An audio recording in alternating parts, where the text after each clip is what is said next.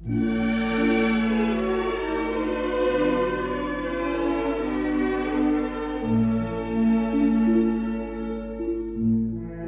ក្នុងឱកាសដ៏មហាមង្គលថ្លៃថ្លាបំផុតនៃព្រះរាជពិធីបុណ្យចម្រើនព្រះជន្មគម្រប់84ព្រះវស្សាយាងចូល85ព្រះវស្សា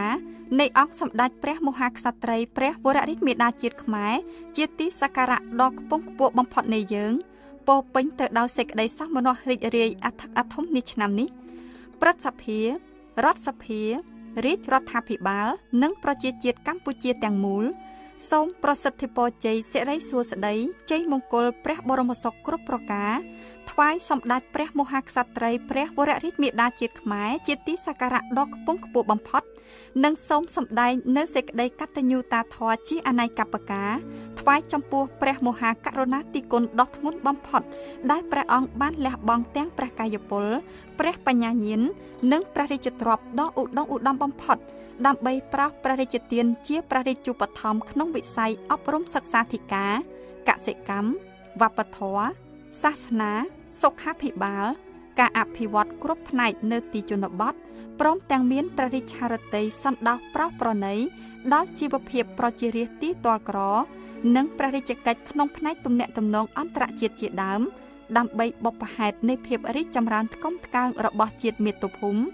និងព្រះអង្គគង់នៅជាម្លប់ដ៏ត្រជាក់ត្រជុំក្នុងសេចក្តីសុខសន្តិភាពដ៏ពេញបរិបូរណ៍សម្រាប់កូនចៅបានជ្រកកោនក្នុងភាពកក់ក្ដៅនាពេលកន្លងមកដើម្បីឆ្លើយតបទៅនឹងព្រះមហាករុណាธิគុណដែលមិនអាចកាត់ថ្លៃបានរបស់ព្រះអង្គព្រឹទ្ធសភារដ្ឋសភារាជរដ្ឋាភិបាលនិងប្រជាជាតិកម្ពុជាជាកូនចៅទូតសូមបដិញ្ញារួមសាមគ្គីឯកភាពគ្នាជាធ្លុងមួយក្នុងការខិតខំពុះពៀរាល់ការលំបាកគ្រប់យ៉ាងហើយខិតខំបង្កើនស្មារតីយកចិត្តទុកដាក់លើការអនុវត្តគ្រប់ភារកិច្ចតាមមុខជំនាញរៀងៗខ្លួនឲ្យបានសម្រេចលទ្ធផលយ៉ាងល្អប្រសើរគោរពដង្ហែតាមព្រះរាជតម្រិះដ៏ឆ្លៀសវៃនិងប្រកបដោយព្រះរាជគតិបណ្ឌិតដ៏ខ្ពង់ខ្ពស់បំផុតនៃសម្ដេចព្រះមហាក្សត្រីព្រះវររាជមាតាជាតិខ្មែរជាទីសក្ការៈដ៏ខ្ពង់ខ្ពស់បំផុតដើម្បីព្រះរាជាណាចក្រកម្ពុជាមានវឌ្ឍនភាពលើគ្រប់ផ្នែកគ្រប់វិស័យប្រកបដោយកិត្តិយសកិត្តិយានុភាពដ៏រុងរឿងថ្កើងថ្កានបានភ្ជាប់និស្ស័យទៅនឹងសម័យមហានគរនិងសម័យសង្គមរាស្ត្រនិយមដ៏ថ្កើងថ្កាន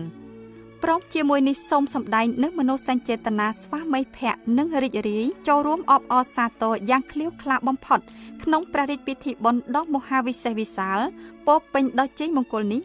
និងសូមបួងសួងដល់គុណបុណ្យព្រះរតនត្រ័យព្រះតេជះបារមីនៃអតីតព្រះមហាក្សត្រព្រះមហាក្សត្រិយានីខ្មែរនិងវត្ថុស័ក្តិសិទ្ធិគ្រប់ព្រះអង្គក្នុងលោកមានឫទ្ធិបារមីទេវតាថែរក្សាព្រះមហាស្វេតឆ័ត្រទេវតាថែរក្សាព្រះរាជាណាចក្រកម្ពុជាក្នុងឆ្នាំជូតទស័កពុទ្ធសករាជ2564ព្រះនាមកូរិកៈទេវីនិងព្រះឥន្ទព្រះព្រហ្មជាដើមសូមជួយអភិបាលគ្រងរក្សានិងប្រោះព្រំនៅទឹកអមរិតប្រសិទ្ធិពរជ័យដ៏បវរមហាប្រសើរថ្វាយសម្ដេចព្រះមហាក្សត្រីព្រះវររាជមាតាជាតិខ្មែរជាទីសក្ការៈដ៏ខ្ពង់ខ្ពស់បំផុតសូមព្រះអង្គបានប្រកបនៅព្រះបរមសុខគ្រប់ប្រការ